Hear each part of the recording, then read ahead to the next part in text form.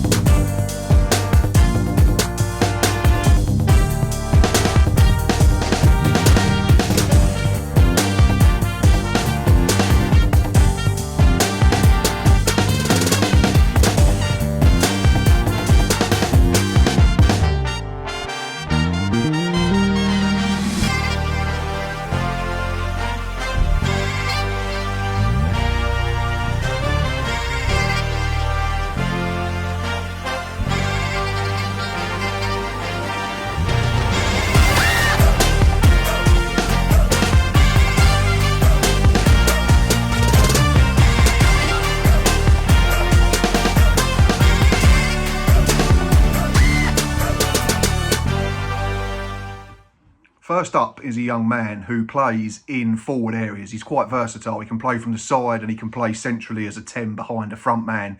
He was playing for Torquay United 2 seasons ago. He played 26 times, averaging 61 minutes per game in 23-24 for Torquay. He scored 2 goals in the National League South for him before heading to his current club, which is the clue, and they play at Whaddon Road. I'm talking about Ethan Archer of Cheltenham Town. Obviously, there was a question mark over whether he'd be able to step up into the EFL, jumping 2 levels in the space of a summer. But I think it's fair to say that despite his form tailing off as the season came to an end, he certainly did step up, and very well too. In fact, there's a case to say that his numbers might have been better if he wasn't potentially overplayed due to injuries and other reasons. But yeah, he played 46 times in the league for the Robins last season and contributed 7 goals and 6 assists. That minutes per game went right up to 82 as he adjusted fine to the rigours of full-time football. He had 18 shots on target throughout the campaign. He had a 69% pass ratio and produced 55 key passes throughout the season. Had a 20% cross ratio as well, which I think is fairly impressive, 1 in 5. 48% dribble success rate is really, really good as well. Means he's comfortable running with the ball. And if you're good at doing that in forward areas, then you're going to cause opposition defences problems. And yeah, he won 52% of his ground duels as well, so he wasn't afraid to do the dirty side of the game. My only concern with Ethan is that he started the season like a house on fire. And then, like I say, for one reason or another, his form drastically tailed off. If you break it down to pre and post Christmas, before the festivities started on the 25th of December, he contributed 5 goals and 4 assists. But after that, it was only 2 of each. So his numbers did drop by about 50% in both categories. So I'm interested to see, first and foremost, whether he stays at Cheltenham. And I mean that with the most respect to them. They're another small club in the Football League, like lots of us are in League Two.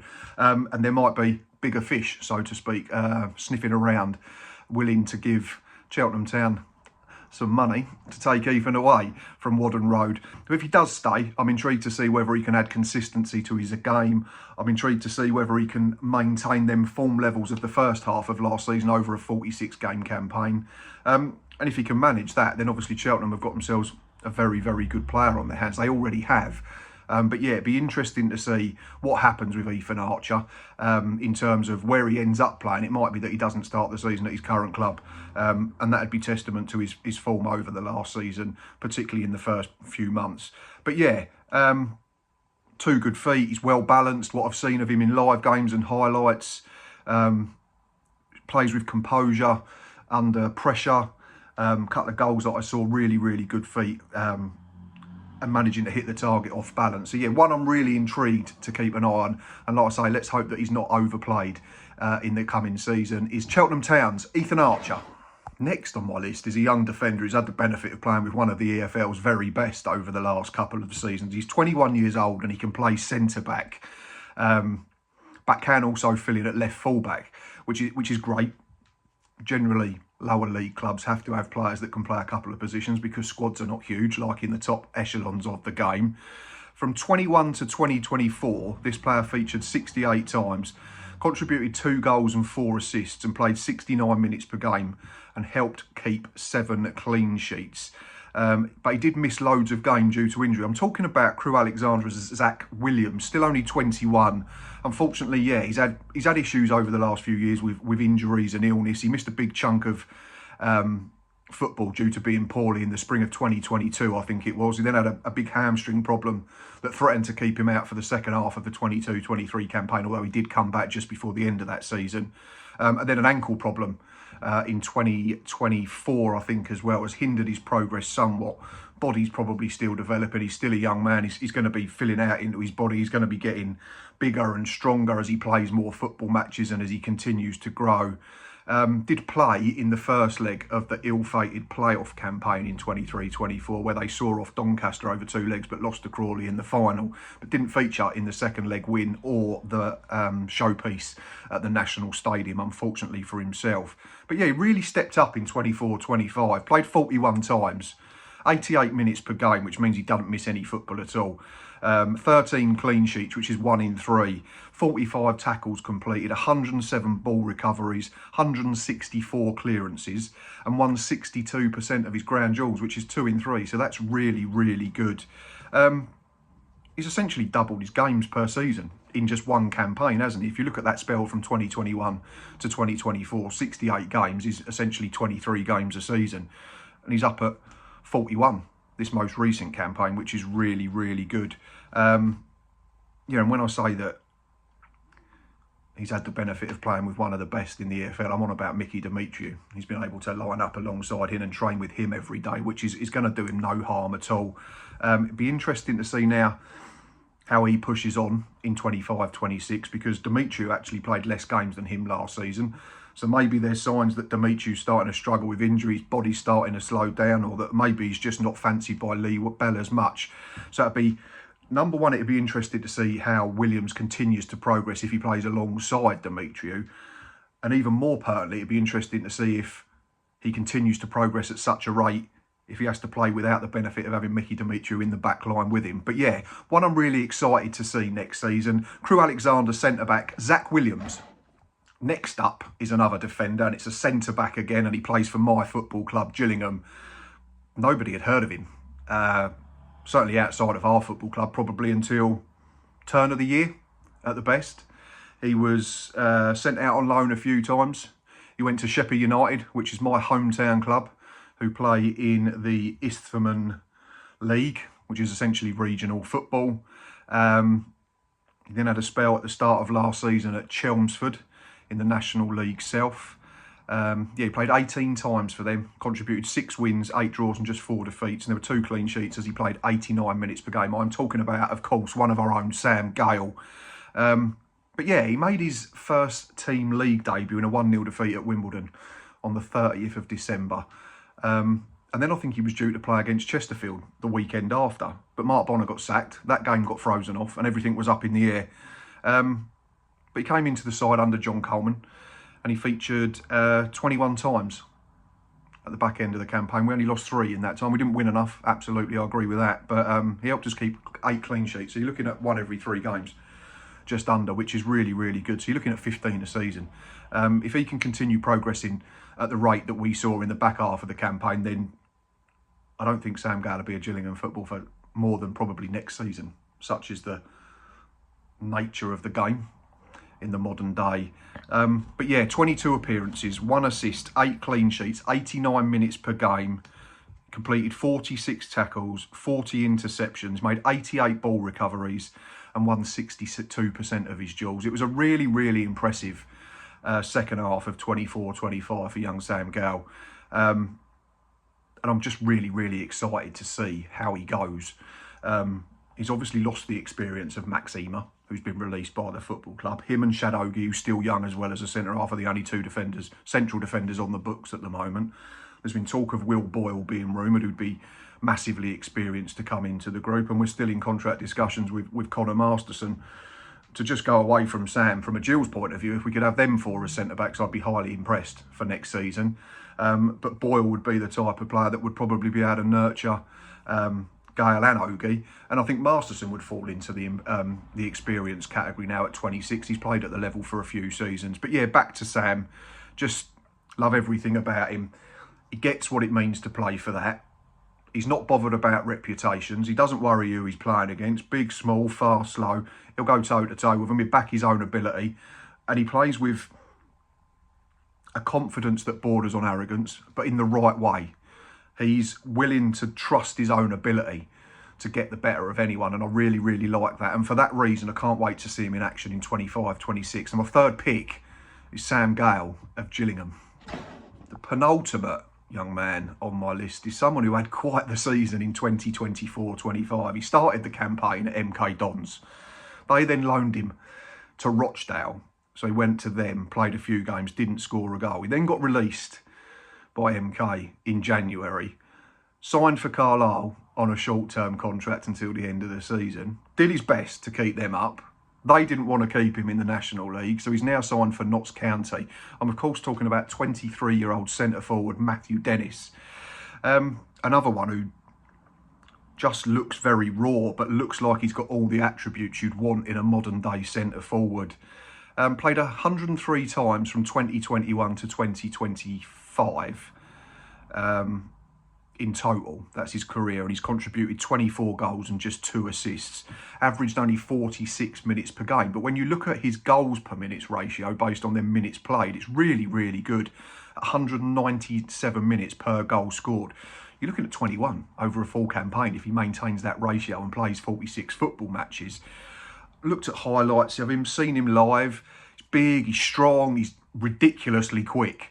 If you look at videos of him on YouTube, which are easily accessible for MK Dons and, for when he was at Southend, I think it was, and then last season, he's giving defenders 3-4 yards and he's running past them like they're stood still.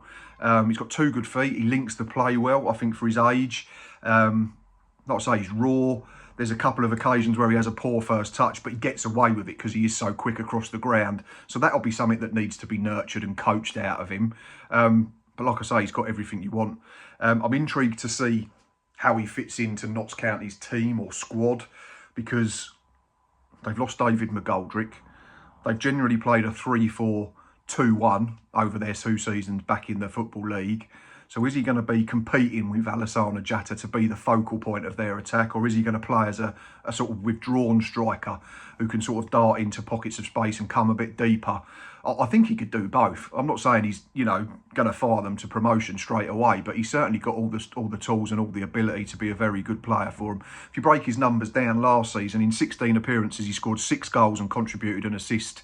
That minutes per game went up to 63 per game, and it was also 63 minutes per goal, which again is absolutely staggering. I'm not going to say he's going to keep that up over a full campaign.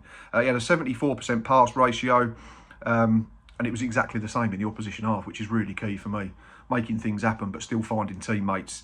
8 key passes in that time as well, and a 60% dribble success rate, which I think comes from that pace. He's one of them who probably doesn't have to have really good feet and get himself out of trouble in tight spaces, because he can just knock it past defenders and run round them. And that's a great trait to have. So yeah, 4th on my list of youngsters to shine is Notts County's Matthew Dennis. Last, but by no means least on my list, is a player that has pretty much reinvented himself over the last 12 to 18 months. He came on loan to Gills at the start of the 22-23 season and got sent off on his debut after 10 minutes. Never recovered, played probably 3 or 4 times after that, and then sort of just disappeared, certainly from a Gillingham fan point of view. But he's come on leaps and bounds, like I say. Certainly last season at his current club, Salford. I'm talking about 23-year-old Haji Mnoga, who has basically reinvented himself as a marauding right wing-back, right full-back, almost right winger at times. very fluid in how he plays under Carl Robinson. And if you look at his career, he made his debut for Portsmouth in 2018-19 in the EFL Trophy. And then over the next 5 seasons, he only played 65 times, which is, it's not out of the ordinary for a kid who would have been 18 at the time. So he's not going to play loads and loads of football. But I think it's fair to say that the start of his senior footballing life was probably underwhelming. I know I'm probably tinged by the fact that it didn't work out in Kent for Haji or for us. But yeah, so he's averaging 12 appearances a season.